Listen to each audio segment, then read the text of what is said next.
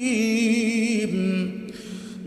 الله الرحمن الرحيم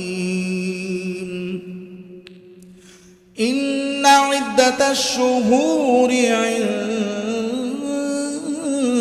الله 12 شهرا في كتاب الله صدق الله العظيم আমরা একটু মহব্বতের সাথে পড়ি আল্লাহুম্মা সাল্লি আলা মুহাম্মাদিন ওয়া আলা আলি মুহাম্মাদ কামা সাল্লাইতা আলা ইব্রাহিম ওয়া আলা আলি ইব্রাহিম ইন্নাকা হামিদুম মাজিদ আল্লাহুম্মা বারিক আলা মুহাম্মাদিন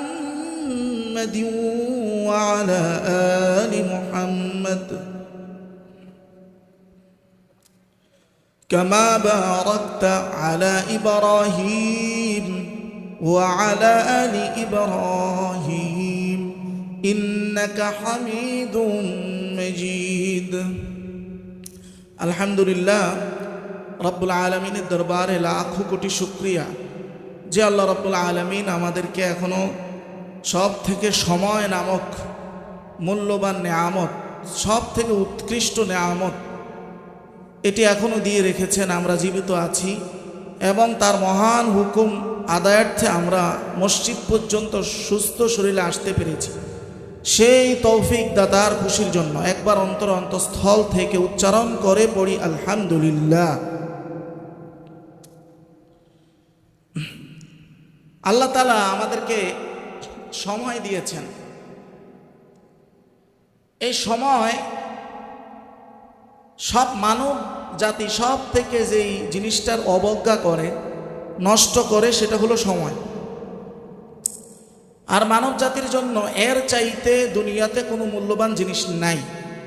তো সব থেকে মূল্যবান জিনিসকে তারা সব থেকে বেশি বিভৎসভাবে নষ্ট করি আমরা। এই সময়টা কারো পাওনা নয়, বরং আল্লাহ তার পক্ষ থেকে আমাদের জন্য নির্ধারণ করেছেন। আল্লাহ তাআলা এই যে বছর 12 মাসে মাস 30, 29 এই নির্ধারণগুলো সব আল্লাহর পক্ষ থেকে। আল্লাহ সূরা তাওবার 36 নং আয়াতের বর্ণনায় আল্লাহ বলেন বিসমিল্লাহির রহমানির রহিম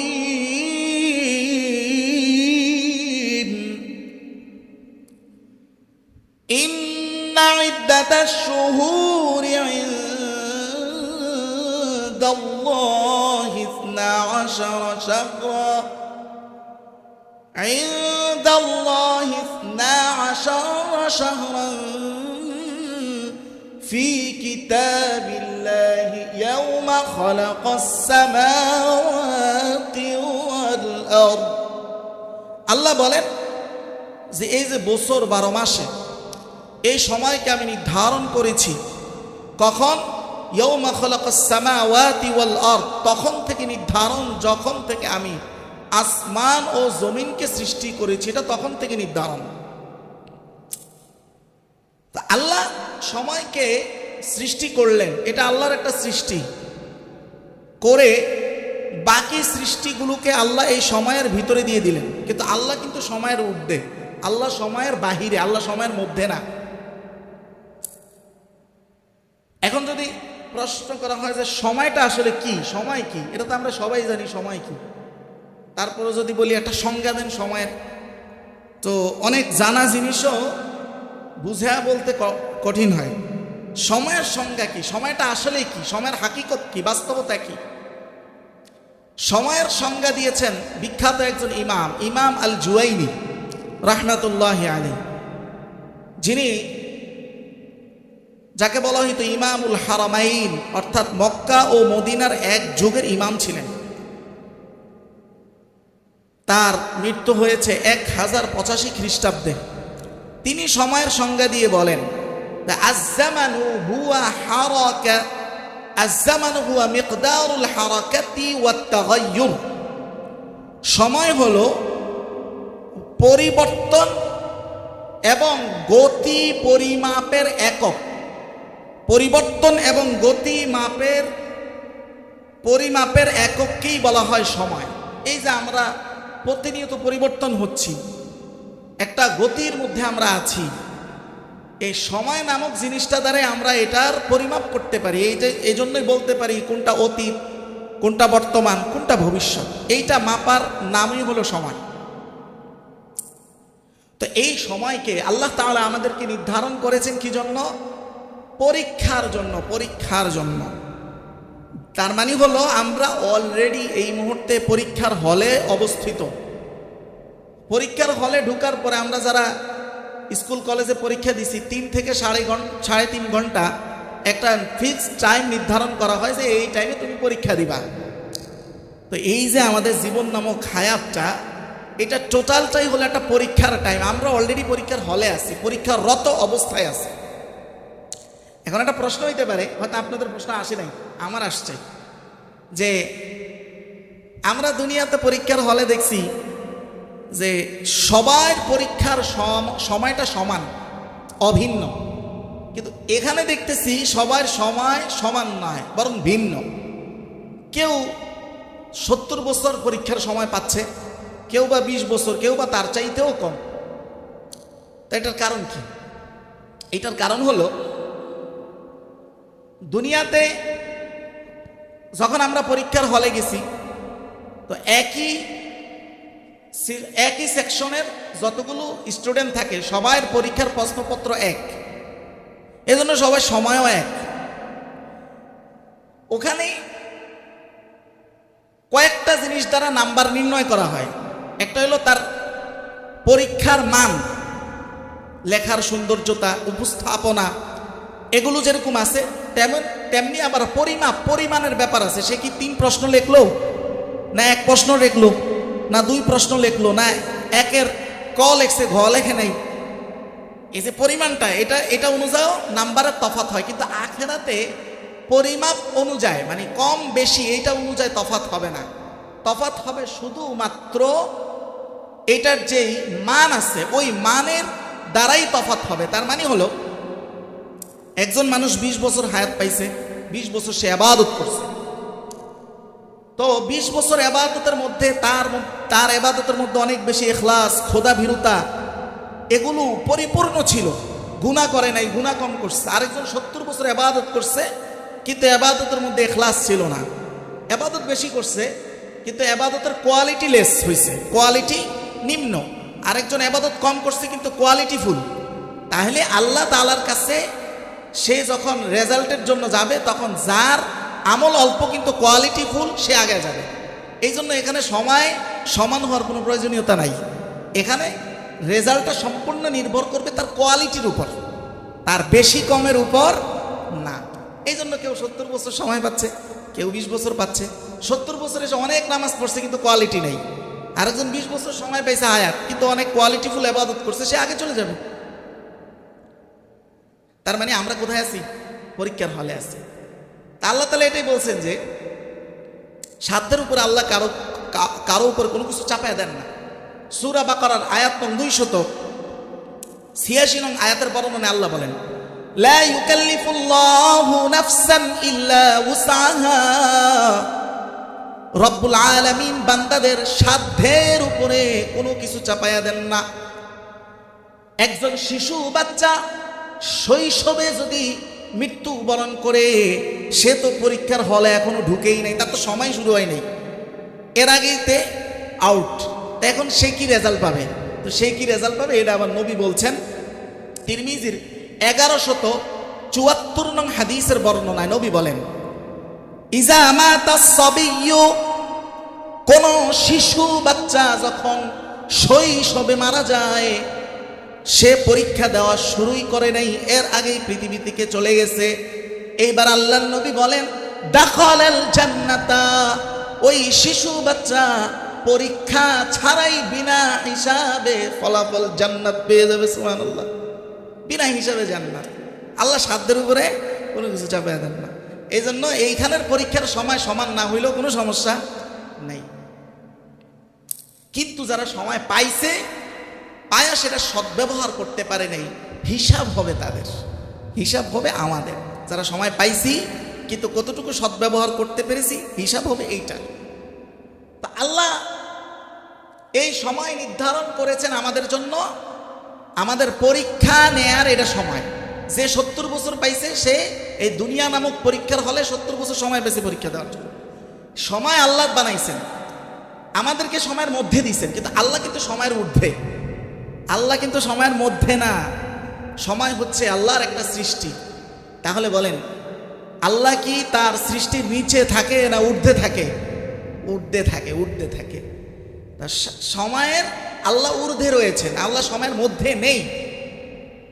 তবে আমরা এটা কল্পনা করতে কষ্ট হয় যে সময়ের ঊর্ধ্বে আবার কিভাবে কি হয়, এটা আমরা সাধারণত কল্পনা করতে পারি না, কিন্তু এটাই সত্য।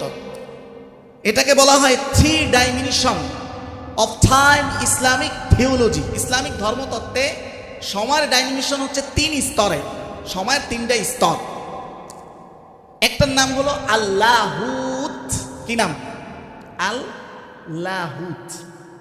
লাহুত হলো সময়ের ঊর্ধ্বের স্তরকে বলা হয় লাহুত, মানে ওইটার মধ্যে শুধু আল্লাহ আছেন আর কেউ নাই, এটা সময়ের ঊর্ধ্বে, সময়ের বাহিরে। এরপরের স্তরকে বলা হয় আলামুল আমর। আলামুল আমর হলো এমন একটা জগৎ, এমন একটা সময়, যে সময় ঠিক এটা একটা সময় কিন্তু এটাকে গণনা করা যায় না, মানে গণনা অযোগ্য সময়। এটার মধ্যে আছে কি? এটার মধ্যে আছে আমাদের তাকদীর, এরপরে লাউহে মাহফুজ, কলম, রূহ, আত্মা, ফেরেশতা, এগুলো আছে এটার মধ্যে। এটার দিকে ইঙ্গিত করে আল্লাহ তাআলা সূরা সিজদার 5 নং আয়াতের বর্ণনায় বলেন, আল্লাহ বলেন ইউদাব্বিরুল আমরা মিনাস সামাই ইলাল আরদ। আল্লাহ তাআলা আসমান থেকে জমিন পর্যন্ত প্রত্যেকটা জিনিস যেই মেকানিজমে পরিচালনা করেন, ওই মেকানিজম, ওই পরিচালনার স্থানটা হলো আলামুল আমর। ওইটা একটা সময়ের মধ্যে, তবে ওই সময়টা গণনাযোগ্য সময় না, মানে ওই সময়কে গণনা করা যায় না। এটা আরেক অদ্ভুত, এটাও আমরা কল্পনা করতে পারি না, সময় আবার গণা যাবে না কেন? কিন্তু আল্লাহ ওটা ওইভাবেই রাখছে, এটার কোনো শুরু নাই, শেষ নাই। আর তৃতীয় স্তর যেটার মধ্যে আমরা আছি, এটাকে বলা হয় আলামুল মুলকি ওয়াশ শাহাদা। এটা হলো এই দুনিয়ার সময়, যেটা গণনাযোগ্য সময়। এটার মধ্যে আছি আমরা। জীবন, মৃত্যু, জয়, ক্ষয়, অতীত, বর্তমান, ভবিষ্যৎ, এটা হলো আলামুল মুলকি ওয়াশ শাহাদার মধ্যে।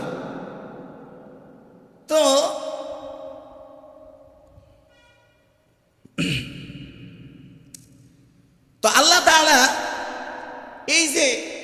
এই যে সময়টা, মানে আলামুল মুলকি ওয়াশ শাহাদার যে সময়, যেটার মধ্যে আমরা আছি, এইটা হলো মানব জীবনের সব থেকে বড় নিয়ামত। মানে আপনার কাছে হয়তো আপনি এটা খেয়াল করেন না এইভাবে, কিন্তু একটা মানুষের জন্য তার যে সময়টা, এইটার চাইতে গুরুত্বপূর্ণ দামি কোনো জিনিস তার আর হইতে পারে না। এটার চাইতে গুরুত্বপূর্ণ। আচ্ছা, সময় যদি আপনি না পান, সময় যদি আপনার নাই থাকে, মৃত্যু হয়ে যাবে, তো সময় ছাড়া আপনি কি কোনো কিছু কল্পনা করতে পারেন?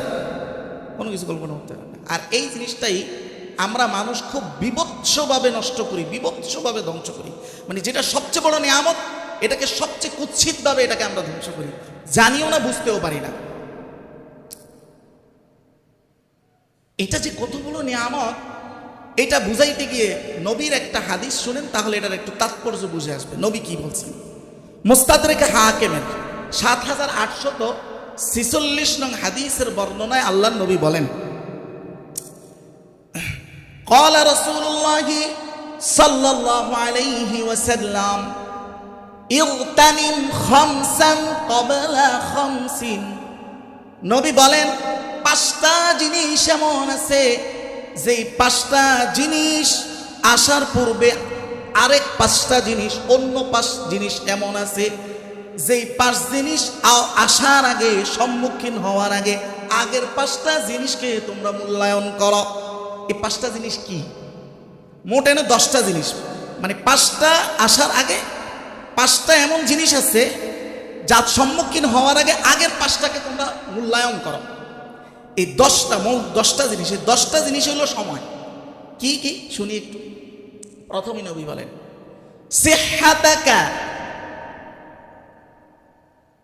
সিহহাতাকা ক্বাবলা সাকামিক।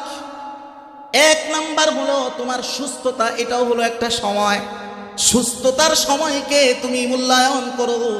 কোন সময়ের আগে? ক্বাবলা সাকামিক, তোমার অসুস্থতার সময়ের আগে।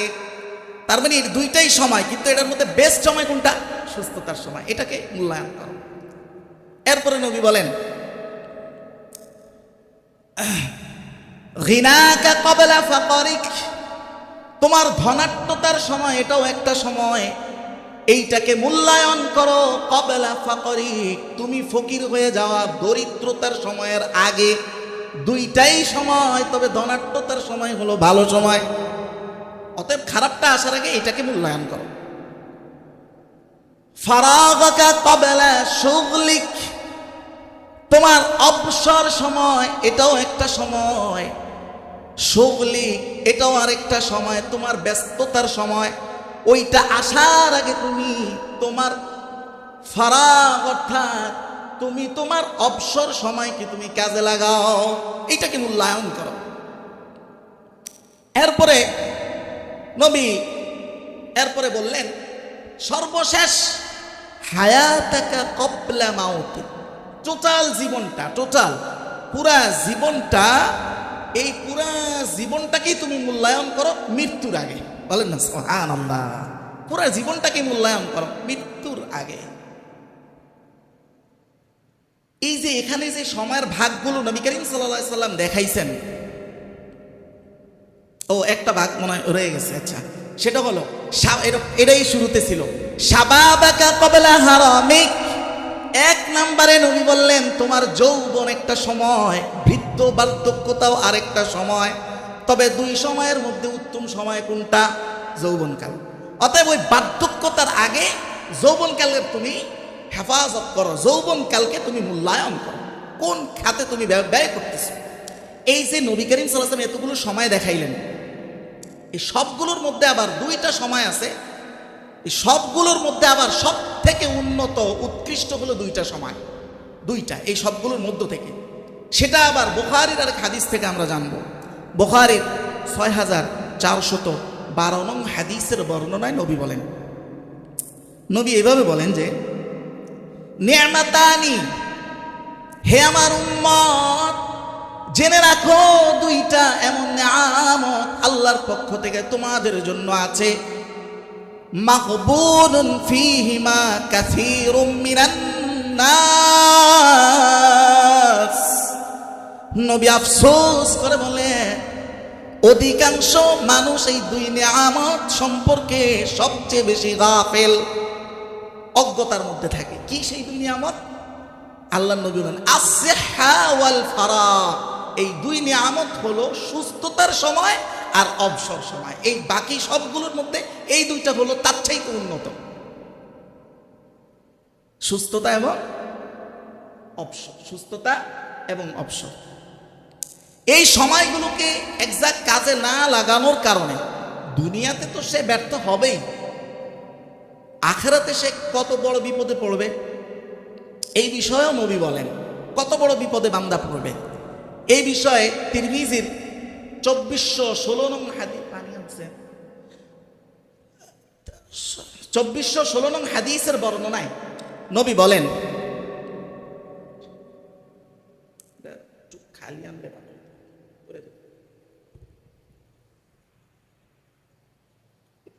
খালি রাখলে সুবিধা। 24 কত বললাম? তিরমিজির 2416 নং হাদিসের বর্ণনা।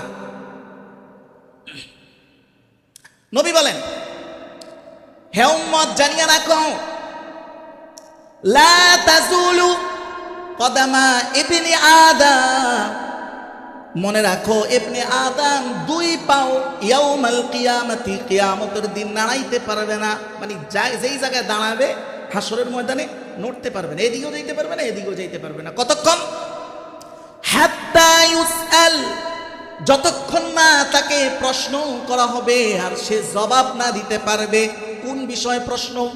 আমার নবী বলেন, হাত্তা ইউসআল আন শাবাবিহি ফিমা আবলাহু, যতক্ষণ না বান্দা, যতক্ষণ না উম্মত তার যৌবনকাল সম্পর্কে প্রশ্নবিদ্ধ হবে আর তার উত্তর না দিবে, বনি আদম এক পাও নাড়াইতে পারবে না, এক পাও নাড়াইতে পারবে না। এবার যৌবনকালের কথা কেন বললেন রাসূল বুঝছেন? কারণ হলো এই যে একটু আগে দুইটা সময়ের কথা বললাম, সুস্থতা এবং অবসরতা, এই দুইটা একসাথে মানুষের আসে যৌবনকালে, বৃদ্ধকালে আসে না। বৃদ্ধকালে একটা মানুষ অবসর কিন্তু অসুস্থ। সুস্থতা এবং কি অবসরতা, এটা যৌবনকালে একসাথে হয়, এটা বৃদ্ধকালে হয় না। অবসর একটা হলে আরেকটা হয় না। অবসর কিন্তু অসুস্থ, কিন্তু যৌবনকালে আপনি দেখেন, যৌবনকালে যে আমাদের যারা যুবকরা আছে, যতই পড়াশোনা করুক, যতক্ষণ পর্যন্ত 30-35 বছরে 2-4টা পোলাপাইন না হয়ে সংসার যতক্ষণ বৃদ্ধি না পায়, ততক্ষণ আসলে ওই ব্যস্ততা তার আসে না। আসে? বলেন আসলে কি আসে? এই যে 20-22 বছরের ছেলেগুলো, এরা কি আসলে ব্যস্ত? যতই পড়াশোনা করুক এরা কিন্তু ওই ব্যস্ত না, যতই পড়াশোনা করুক। অসংখ্য সময় কিন্তু তার অবসরতার মধ্যে কাটে, আর সেগুলো সে অন্যের গীবত, অন্যের বিরুদ্ধে ষড়যন্ত্র, আর এখন তো আছে সোশ্যাল মিডিয়া, এগুলোর মধ্যে সে বিভৎসভাবে ধ্বংস করতেছে। অথচ এগুলো ছিল তার জন্য সবচেয়ে বড় নিয়ামত।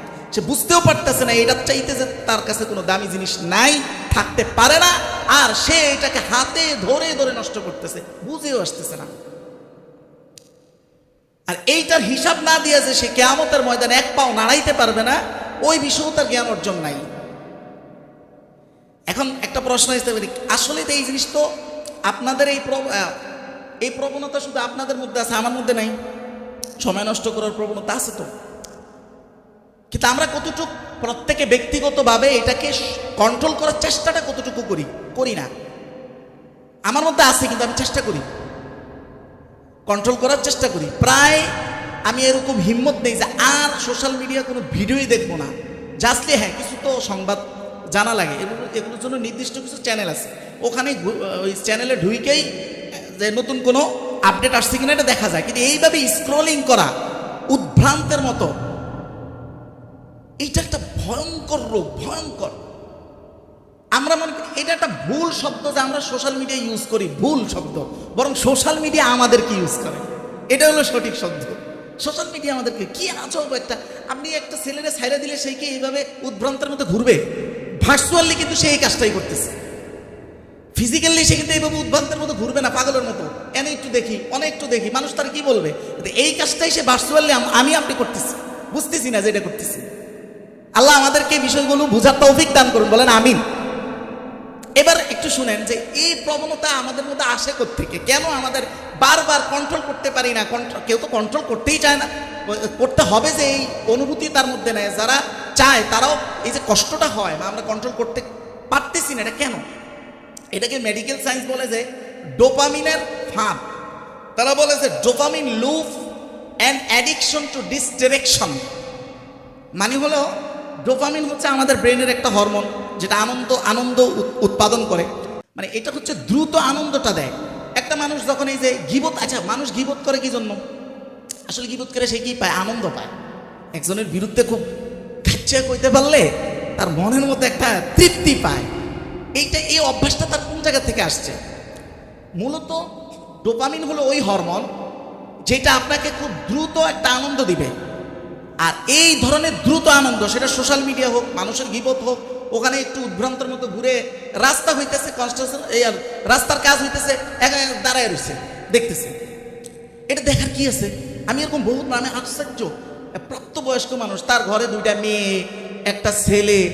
এই মেয়ে আপনারা তো চিনবেন, আমার এলাকার কথা বলতেছি। বড় মেয়েটারে বিয়ে দিছে, মেয়েটার অবস্থা ভালো না, ছোট মেয়েটারে সংসার ছুটে গেছে। তো বাবার অবস্থা কি জানেন? এই বয়সও সে ওই রাস্তার কাজ হইতেছে, ঘন্টার পর ঘন্টা সে এখানে দাঁড়ায় আছে। আমার এটা বুঝিয়ে আসে না, এটা কেন, এটা কিভাবে পারে? কোনো অনুভূতি নাই। এই আল্লাহ প্রদত্ত নিয়ামত একবার হাতে পিষে পায়ে ডলে শেষ করতেছে। কাজে লাগাইতেছে না কোনো সময়, না দুনিয়ার পারপাসে না আখিরাতের পারপাসে কাজে লাগাইতেছে না। তো এই জিনিসটা হয় মূলত ওই যে তার অভ্যাস, ডোপামিনের অভ্যাস, বারবার এই ডোপামিন বা ব্রেনের এই জিনিসটা বারবার সিগন্যাল দেয় তাকে ওই কাজটা করতে। এটা এতই প্রকট হয় এক সময় যে সে একটা গুরুত্বপূর্ণ কাজ রেখেও সে চায় যে ওই রকম একটু কাজ করে যায়, এটা ভালো লাগে তার ভিতর থেকে। আপনি দেখেন না আমাদের শরীরে আমরা যখন মটকা ফুটাই, একবার ফুটাইলে দ্বিতীয়বার কিছুক্ষণ পরে আবার এটা সিগন্যাল দেয় না যে আবার একটু ফুটাও, আবার ব্যথা লাগতেছে। এই ব্রেনেরও একই অবস্থা, এইভাবে সে তাকে ঘুরাইতেছে, আসেও ঘুরতেছে। এই হলো বাস্তবতা। এই সময়ের মূল্যায়ন কত বেশি এটা বুঝাইতে গিয়ে মনে করেন আল্লাহ যে জিনিসের কসম করে ওই জিনিস কি গুরুত্ব কম না বেশি? কত বেশি! আল্লাহ তাআলা সময়ের কসম করতেছেন। সূরা আসরের 1 থেকে 3 নং আয়াতে আল্লাহ বলেন, ওয়াল আসর ইন্নাল ইনসানা লাফি খুসর। আল্লাহ বলেন সময়ের কসম করে আল্লাহ কি বললেন খেয়াল করেন।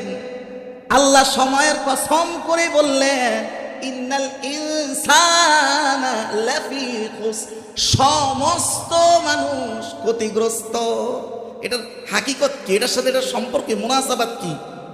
সময়ের কসম করে বললেন এই সময় যে আমি দিছি, এই সময়ের সদ্ব্যবহার আসলে কেউই করে না, সবাই এই সময়কে নিয়ে ক্ষতিগ্রস্ত। তবে হ্যাঁ, 4টা গুণ যার মধ্যে আছে সেই শুধু এই সময়কে সঠিকভাবে কাজে লাগাইল। কি? আল্লাহ এরপরে বলেন ইল্লাল্লাযীনা আমানু ওয়া আমিলুস সালিহাতি। 1 নাম্বার হলো যে ঈমানের পথে নিজেকে অধিষ্ঠিত রেখেছে, ঈমানের উপরে রেখেছে। 2 নাম্বার ওয়া আমিলুস সালিহাত, আমলে সালেহের উপর রেখেছে। 3 নাম্বার গুণ ওয়া তাওয়াসাউ বিল হক, একে অপরকে সৎ উপদেশ, হক উপদেশ দেওয়ার অভ্যাস তার মধ্যে আছে।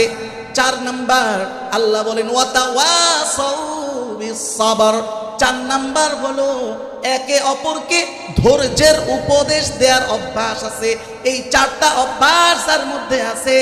এই শুধু সময়কে কাজে লাগায় আর বাকিরা নষ্ট করে, সবাই নষ্ট করতেছে। এই 4টা গুণ আল্লাহ এই 4 গুণ আমাদের মধ্যে দান করুন। সবাই পড়ি আমিন। এখন এই আয়াতের একটা তাফসীর শুনেন। আসরুন শব্দের 2 অর্থ। ওয়াল আসর বলছে না, আসরুন শব্দের 2 অর্থ। এক অর্থ হলো আদ-দাহার, মানে যুগ, যুগের কসম। তো যুগের কসম হিসাবে যে ব্যাখ্যা হয় এটা তো মাত্রই বললাম। দ্বিতীয় আরেকটা অর্থ হলো আসরুন দ্বারা এখন আমরা যে আসরের সময় বুঝি ওটাই উদ্দেশ্য। যদি উদ্দেশ্য ওইটা হয় তাহলে কি তাফসীর হবে? দ্বিতীয় অর্থ অনুযায়ী একটা তাফসীর পাওয়া যায়, সেটা হলো ইমাম জালালউদ্দিন কাসিমির লিখিত কিতাব। জালালউদ্দিন কাসিমি হলেন বর্তমান আজকের যে সিরিয়া, এই সিরিয়ার অধিবাসী ছিলেন, অনেক বড় ইমাম ছিলেন। তার অফাত বা মৃত্যু হয়েছে 1913 খ্রিস্টাব্দে। তিনি একটা অনেক বড় তাফসীরের গ্রন্থ রচনা করেন। তার 17 নম্বর খণ্ড 6248 নং পৃষ্ঠার বর্ণনায় তিনি বলেন যে এই আসরুনের কসম কেন করলেন আল্লাহ তাআলা। দ্বিতীয় অর্থ অনুযায়ী ব্যাখ্যা আর কি। তিনি বলেন কানা মিন আদাতিল আরব, আরববাসীদের অভ্যাস ছিল, কানা মিন আদাতিল আরব ইয়াজতামিউনা ওয়াক্তাল আসরি। আরববাসীরা তখন তো আধুনিক সময় ছিল না, রাত্রে লাইটের ব্যবস্থা ছিল না। এখনকার আড্ডা তো গভীর রাত্রে জমে। আরবদের আড্ডা জমতো আসরের পরে। তারা আসরের সময় একত্রিত হয়ে তারা কি বলতো, ওয়ায়াতাযাকারুন ওয়ায়াতাহাদাসুনা ফি শুনিহিম, তাদের নিজেদের মাঝের বিভিন্ন কথাবার্তা তারা বলতো। ওয়াকানা ফি হাদিসিহিম, আর তাদের কথাগুলো ছিল মা লা ইয়ালিকু, অধিকাংশ কথায় অনুপযুক্ত।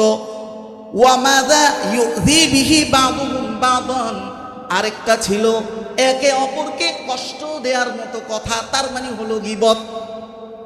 মানে তারা বৈশা অমুকের ওটা হয়েছে, অমুকের মাইয়া গেছে গিয়া, অমুকের যত ধরনের বদনাম সমালোচনা এগুলো তারা করতো কোন সময়? আসরের সময়।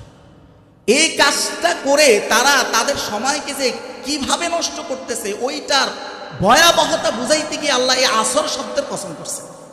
এখন আপনি বলবেন যে আমরা তো হয়তো আসরের সময় গল্প বই না, আমরা এসার পরে বই। এসার এটা আমি জানছি, ওই যে আমি সাদরাতে থাকছি তখন দেখছি আর কি, মনে হয়েছে আর কি আমার কাছে এটা। আচ্ছা, এসার পরে নিয়ে কি একটা, তাহলে এটা নিয়ে একটা স্পেসিফিক হাদিস শুনাই।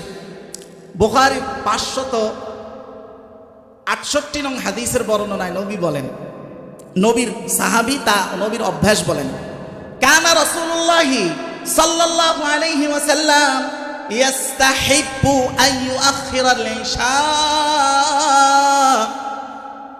নবীর অভ্যাস ছিল, নবী মহব্বত করতেন, ভালোবাসতেন যে এশার নামাজটা একটু দেরিতে পড়তে, পাশাপাশি অপছন্দ করতেন দুইটা জিনিস, সেটা হলো ওয়াকানা ইয়াকরাহুন নাওমা ক্বাবলাহা ওয়াল হাদিসা বাদাহা। নবী এশার আগে ঘুমানোকে অপছন্দ করতেন, আর এশার পরে গল্পের আসর বসানোকে অপছন্দ করতেন। আচ্ছা, নবী যেটাকে অপছন্দ করতেন সেটা কি মানুষের জন্য কল্যাণ না অকল্যাণ? সবাই বলতে হবে কল্যাণ না অকল্যাণ? অকল্যাণ। নবী অপছন্দ করতেন। এখন একটা প্রশ্ন আসতে পারে যে এসার পরে তো আমরা দেখি ধুমায়া মাহফিল হয় বা দিনই আলোচনা হয়, বা এগুলোর ক্ষেত্রে ছাড় আছে। এটা তো বিশেষ মুহূর্ত, মানুষের একদিন মাহফিল হয়েছে, সেই হয়েছে আর কি, এটা তো একদিনের ব্যাপার, ওগুলোর জন্য ছাড় আছে। ওই ছাড় আছে যে এটা আবার আমার নিজের বক্তব্য না, এটাও নবীর বক্তব্য। মুসনাদে আহমদের হাদিস, হাদিস নাম্বার 22,503 নং হাদিসের বর্ণনায় নবী বলেন, সাহাবী বলেন নবীর অভ্যাস আর কি, কানা রাসূলুল্লাহ সাল্লাল্লাহু আলাইহি ওয়াসাল্লাম ইযা সাল্লাল ইশা। নবী যখন এশার নামাজ পড়তেন, এশার পরে যখন ঘরে যাইতেন, তখন নবী আদেশ করতেন ইয়ামুর বিইতফাইল মাসাবি, ঘরের মধ্যে ঘুমের পরিবেশ করে ফেলো, যত লাইট আছে নিভিয়ে দাও।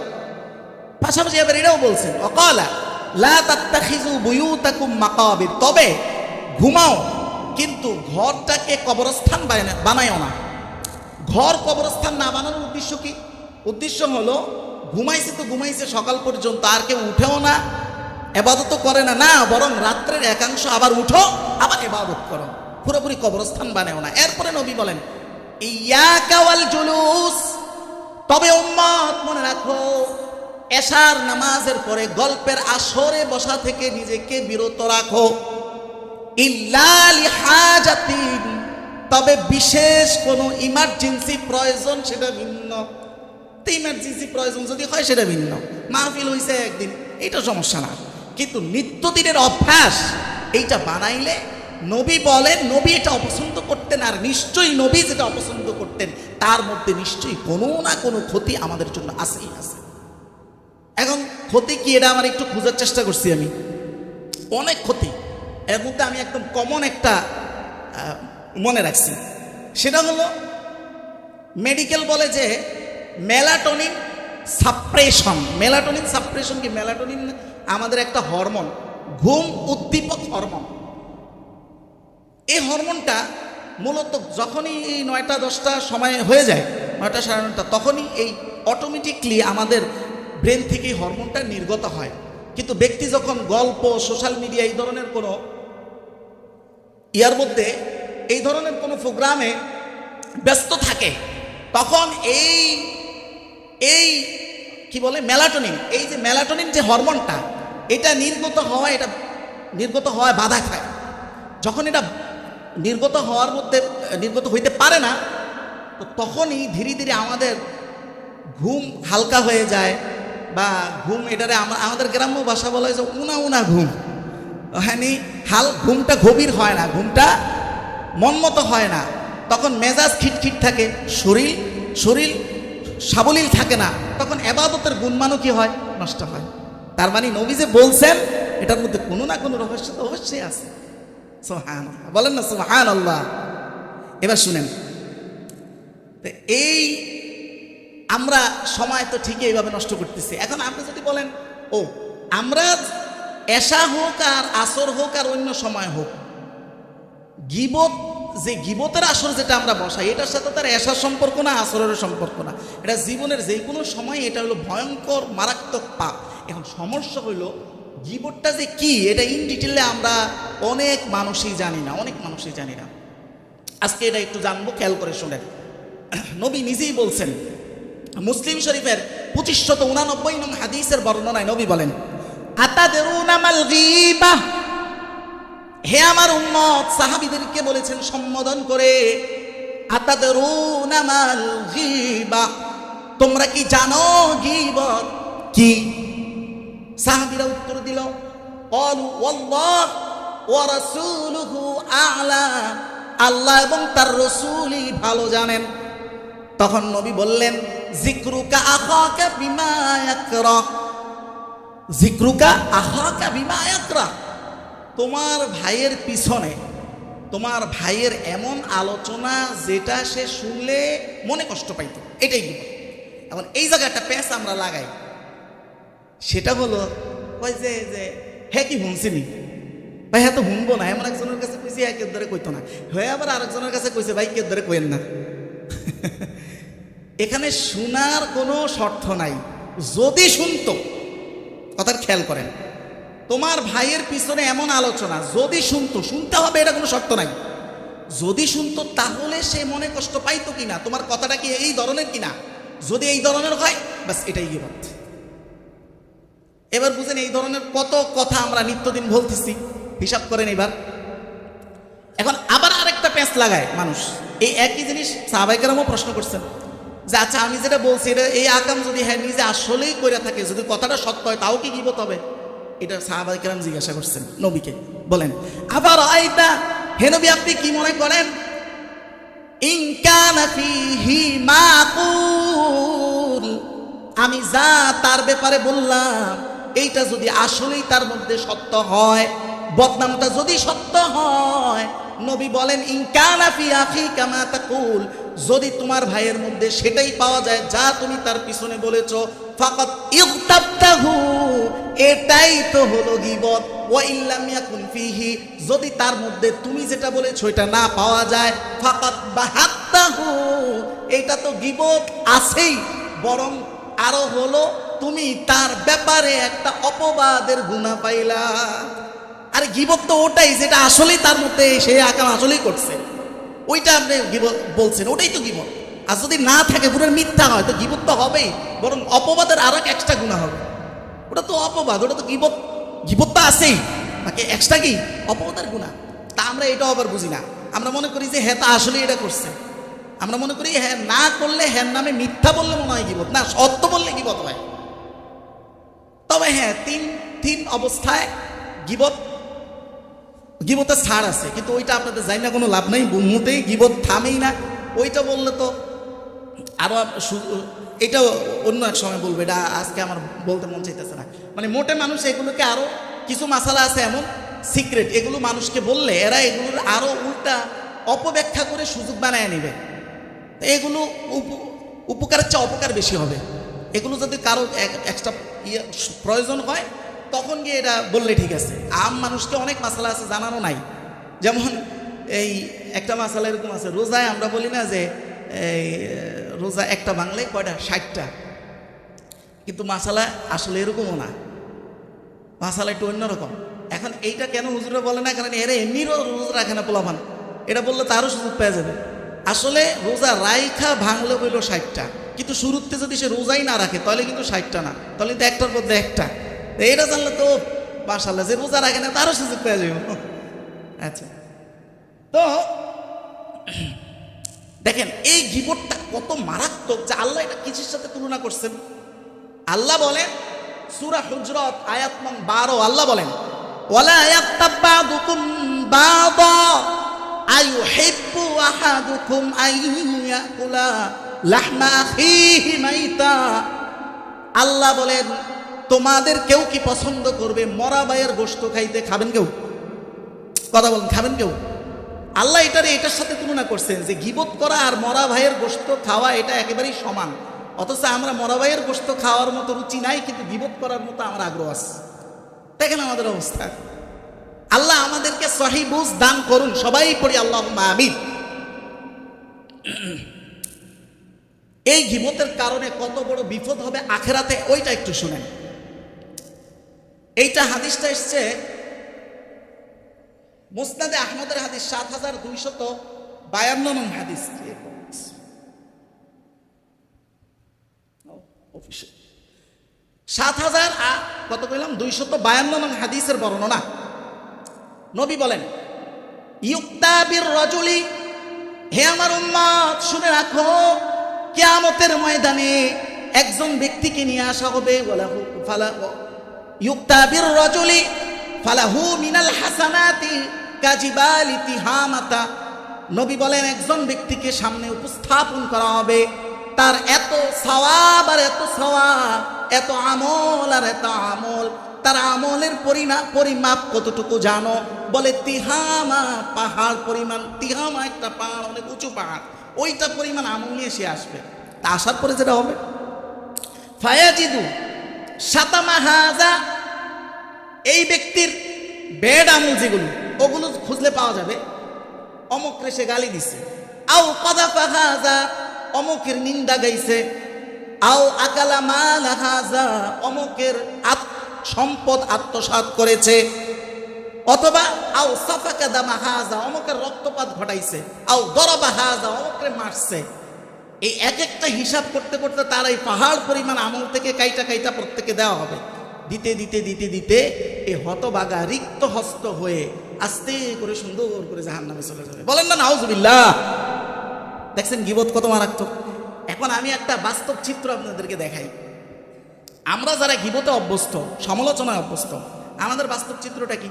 সমালোচনা যখন করছি, একত সমালোচনার মাধ্যমে আল্লাহর পক্ষ থেকে আমাদের জন্য সবচেয়ে বড় নিয়ামত যেটা, ওইটাকে আমি ধ্বংস করছি। সময়ের নিয়ামতকে ধ্বংস করছি। আবার সময়ের যেই অংশটুকু আমি কাজে লাগাইছিলাম নামাজ টামাজ পড়ে, ইবাদত টাবাদত করে, এর জন্য আমি যে বেনিফিট বা যেই লাভ পাইছি, ওইটা এক পোলটা লাভ পাইছি, ওটা ধরে আস্তে আরেকজনের হাতে তুলে দিছি। আচ্ছা বলেন, আপনারা যদি আপনার সংসারের প্রয়োজনে ফকির বাজার থেকে আপনি ২০০০ টাকার বাজার করেন, প্রতিমধ্যে আইসে কি আপনি একজনের হাতে আসতে বাজারটা তুলে দিবেন? এত বোকা, এত বোকা বা ছাগলও তো এটা করবে না। অথচ সেই জ্ঞানী মানুষ আমি আপনি সেটা নিত্যদিন করতেছি। একটা সময় নষ্ট, ওখানে একটা সময়ের বিসর্জন দিছি, আর যেই সময়টাকে কাজে লাগাইছিলাম, এটা যে বেনিফিটটা পাইছিলাম, ওটা আরেকজনের হাতে, আরেকজনের গীবত করে তার আমল নামে এটা ট্রান্সফার করে দিতেছি। আমার কিছুই নাই, অথচ আমি বুঝতেছিও না, আবার নিজেকে জ্ঞানীও মনে করতেছি। চিন্তা করেন আমার অবস্থার ধন্যতা। এরপরে শুক্রবারে আমরা এই যে আসছি, এখন তো বহুত মানুষ আসে না। আচ্ছা বলেন তো, একটা কথা আমার জবাব দেন, এই যে সময় বিভিন্নভাবে নষ্ট করতেছে, কয়জন সময় কাজে লাগাইতে? আচ্ছা কাজে লাগাইলেও কি কতটুকু কাজে লাগাইতেছে দেখেন। আগামী সপ্তাহ থেকে যদি এমন ঘোষণা দেওয়া যাইতো, যদিও সম্ভব না, যদি চাইতো, ধরেন যে যারা যারা আগে আগে আসবে এদেরকে ৩০ লক্ষ টাকা করে প্রাইজ মানি দেওয়া হবে। কত? ৩০ লক্ষ টাকা করে প্রাইজ মানি দেওয়া হবে। বলেন তো এমন কোন কাজের উসিলা আপনি দিবেন যে উসিলা দিয়ে আপনি আসবেন না? বলেন। অথচ এই ঘোষণাটাই আল্লাহ নবী দিয়েছেন যে ৩০ লক্ষ টাকা খরচ করে। ৩০ লক্ষ টাকা কেন বললাম? কারণ একটা সাধারণ উটের দাম, প্রাপ্তবয়স্ক একটা সাধারণ উটের দাম ২৮, ২৯, ৩০-এর নিচে হয় না। সাধারণ একটা উটের দাম এরকমই হয়। এইরকম একটা প্রাপ্তবয়স্ক উট কোরবানি দিলে যেই সওয়াব, দান করলে যেই সওয়াব পাইতেন, শুধু জুমায় আগে আসার কারণে এই পরিমাণ টাকা খরচ করে সে যেটা অর্জন করত, আপনি একটু আগে আসার কারণে সেটা অর্জন করে ফেলতেছেন। বলেন না সুবহানাল্লাহ। সেই অনুভূতি আমার আছে, কিচ্ছু নাই, ভ্রুক্ষেপ নেই, কিচ্ছু নেই। এই ফিজিক্যালি আমি যদি টাকা দান করতে পারতাম, কে আপনি বলেন তো যে আপনার এমন কোনো কাজ দেখাইতে পারবেন যেটার জন্য আপনি আসবেন না? আসবেন। সেই জিনিসটাই নবী দেখাইছেন, কোনো ভ্রুক্ষেপ নাই। কারণ আমার হিসাব আল্লাহ কিভাবে নেবেন এটা আল্লাহ জানেন। এরপরে আরেকটা জিনিস হলো, মসজিদে আমরা আসি, আলহামদুলিল্লাহ, শুকরিয়া। তো আসা সব ঠিক, এবং আমরা যথেষ্ট মসজিদের জন্য দানও করি, না করলে তো আর এত কাজ হয় না। একটা ভালো সাউন্ড সিস্টেম আসছে, এদিকে ঈদগাহ হয়েছে, এত কিছু হয়েছে। কিন্তু আমাদের মধ্যে অনেকে আছে আবার সামর্থ্য নাই। সামর্থ্য না থাকলে সেটা ভিন্ন কথা, এটা লজ্জার কোনো কিছু নাই। কিন্তু সামর্থ্য থেকেও কি আমরা এই শুক্রবার ওই যে বাড়িটা সামনে যায়, এটা তো একটা পাবলিক ফাংশন, এটা তো পাবলিকের টাকা ছাড়া চলার এখন কোনো সিস্টেম নাই। তো এই বাটিটা আমার সামর্থ্য থাকা সত্ত্বেও আমি অন্যদিকে ঠেলে দেই কিনা, এরকম লোক আমরা আছি না? আসি। আচ্ছা, কি মনে করে আমি এটা দেই? আমি কি মনে করি যে আমি এই সম্পদ বাঁচাইলে আমি সম্পদ বাঁচায় রাখতে পারবো, এই সম্পদ জমা রাখতে পারবো, এই সম্পদ আল্লাহ খরচ করাইবেন না? অবশ্যই করাবেন, অবশ্যই করাবেন। কিন্তু আমি এই জায়গায় খরচ করলে যেটা হইতো সেটা হলো, খরচ করতাম এটার কারণে আল্লাহ সন্তুষ্ট হইতো, আমার সম্পদে বরকত বাড়তো। সম্পদে বরকত যে কতভাবে বাড়ে ওইটা আপনি জীবনে কল্পনা করতে পারবেন না। আপনার বাহ্যিক যে জ্ঞানের সমীকরণ, ওটা দিয়ে আপনি সব কিছু, আল্লাহর সব টেকনোলজি আপনি বুঝতে পারবেন না। ধরেন আমি 100 টাকা এখানে দান করছি, একটু পরে যাইতে আমার তকদিরে রোড অ্যাক্সিডেন্ট লেখা ছিল, আমি কি জানি? এটা জানি না। ওই 100 টাকার বদলে, এটা কিন্তু এইভাবে হয় বাস্তবে, এটা আমি গত ঈদে এরকম আলোচনা করছিলাম কোরআনের আয়াত দিয়ে। এখন আমি 100 টাকা দান করছি, এই দানের বদলে ওই অ্যাক্সিডেন্টের যেই শিডিউলটা ছিল ওটা আল্লাহ কাটতে দিছে। ছিল যে এটাও জানি না, কাইটা দিয়েছিল এটাও জানি না।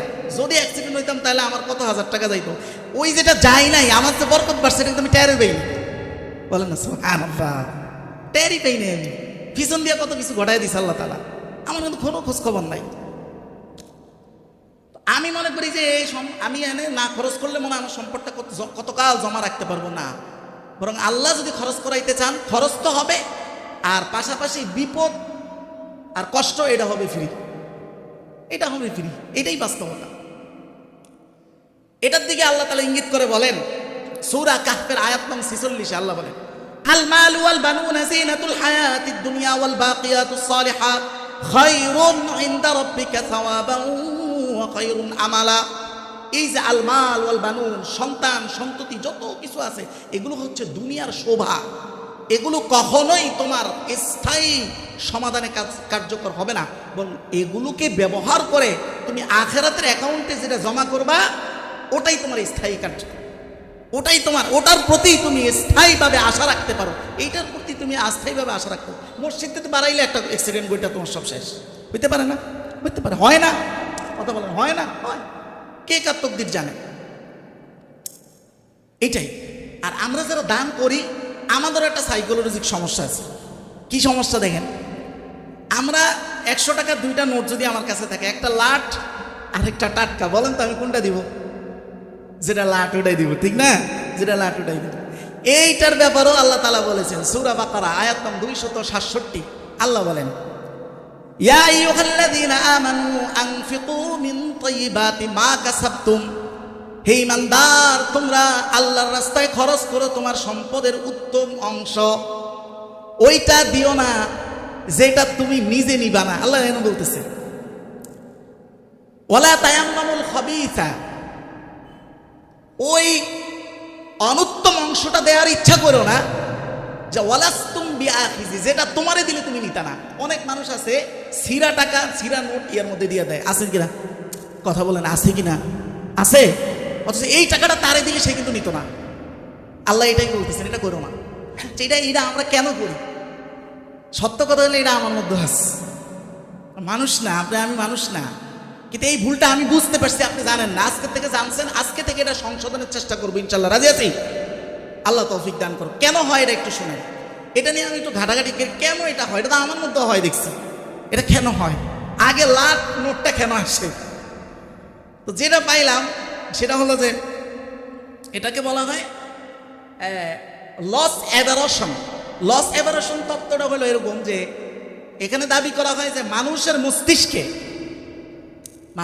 মস্তিষ্কে লাভের আশার চাইতে ক্ষতির আশঙ্কা 2 গুণ বেশি থাকে, ক্ষতির আশঙ্কাটা 2 গুণ বেশি থাকে।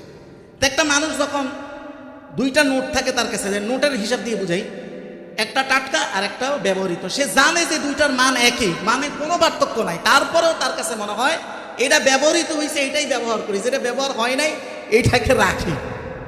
কিন্তু এইটার বিপরীতটাই আল্লাহ করতে বলেছেন। এটাই হলো আমাদের মধ্যে, মনের মধ্যে ত্যাগের প্র্যাকটিস। আল্লাহ আমাদেরকে এরকম ত্যাগী হওয়ার এবং ত্যাগের প্র্যাকটিস করার তৌফিক এবং মানসিকতা দান করুন। সবাই পড়ে আল্লাহুম্মা আমিন। সর্বশেষ কথা হলো, এই যে আমরা দুনিয়াতে মনে করি যে কত কিছু জানি করে ফেলবো, এই দুনিয়াতে কত কিছু খাবো থাকবো এই আশায় আহারে কত অন্যায়, অন্যায়ের পাহাড় করে ফেলতেছে, দুর্নীতি, মানুষের প্রতি অন্যায়, অসৎ আচরণ, মানুষের সম্পদ লুট, আরও ইত্যাদি ইত্যাদি ইত্যাদি যা আছে সব। আদৌ কি তার আশা অনুযায়ী সব কিছু হয় না, সব কিছু হয় না। হঠাৎ একদিন মৃত্যু নামক এক ঝড় আসে, সব তার থেকে ছিনিয়ে নেওয়া যায়, সব তার থেকে শেষ। এটা সে জানে, জানেও তার মধ্যে কোনো অনুভূতি নাই। আচ্ছা বলেন তো, আমি যদি এখানে কাউকে স্পেসিফিক জিজ্ঞাসা করি আপনার দাদার নাম কি বলতে পারবেন? দাদার নাম কি বলতে পারবেন? আমি সর্বোচ্চ আমার দাদার নাম বলতে পারবো। তো দাদার নাম কি তো আমি জানি না। কে আছেন আপনি জানেন? বলেন তো ওনার কবরটা কোনাই বলতে পারবেন? তার মানে কি দাঁড়াইলো, আপনার সন্তানের সন্তানের সন্তান যেদিন আসবে সেদিন আপনারও কবরের চিহ্ন থাকবে না। যদি থাকতো তাহলে আগের প্রজন্মেরটা আপনি দেখান। এটাই তো বাস্তবতা আমাদের। কি হয়ে যাবে সে, কিসের জন্য এরকম করে? আল্লাহ এটাই উদাহরণ দিচ্ছেন সূরা কাহফের আয়াত নং 45। আল্লাহ বলেন, ওয়াদরিব লাহুম মাসালাল হায়াতিদ দুনিয়া কামাইন আনজালনাহু মিনাস সামাই ফাখতালাতা বিহি নাবাতুল আরদি ফাসবাহা হাশীমান তাদরুহুর রিয়াহ। আল্লাহ বলেন তাদেরকে দুনিয়ার উদাহরণ দাও এমন ভাবে যেমন একটা ক্ষেত আমরা তৈরি করছি, যেমন ওই যে শস্য ক্ষেত, কি সুন্দর ঘ্রাণ আসতেছে শস্য থেকে, কিন্তু এটা কতদিন থাকবে? এটা যদি আপনি কাইটা নাও নেন, অচিরেই একটা সময় আসবে এটা শুকায়া খড়কুটা হয়ে যাবে। আল্লাহ এটাই বলতেছেন, খড়কুটা হয়ে যাবে, বাতাস এলে সেটা উড়ে যাবে, মানে নিশ্চিহ্ন হয়ে যাবে। আমাদের জীবনটা ঠিক এমনই। কিন্তু এই সময় আর এই জীবনকে থাকতে কাজে লাগাও। একবার এটা লিমিট শেষ হয়ে গেলে লিমিট কিন্তু আর বাড়ানো হবে না, আর বাড়ানো হবে না। এই কথার দিকে ইঙ্গিত করে আবার আল্লাহ তাআলা বলেছেন সূরা মুমিনুনের 99 থেকে 100 নং আয়াত। এটাই শেষ করে আমি শেষ করে দিচ্ছি। আল্লাহ তাআলা এখানে বলতেছেন যে হাত্তা ইযা জাআ আহাদাহুমুল মাউত ক্বালা রাব্বিরজিউন। তাদের যখন কারো জীবনে মৃত্যু চলে আসে তারা বলে, আল্লাহ আমাকে ফিরিয়ে দাও, লাআল্লি আ'মালু সালিহান ফিমা তারাকতু। জীবনে যত আকাম করছি, যেই কাজগুলো করার দরকার ছিল করি নাই, এখন করবো। আল্লাহ বলে, আল্লাহ আর সময় নেই, শেষ। ওই সময় আসার আগে আল্লাহ আমাদেরকে হুঁশে আসার তৌফিক দান করুন। সবাই পড়ি আল্লাহুম্মা আমিন। ওয়া আখির দাওয়ানা আনিল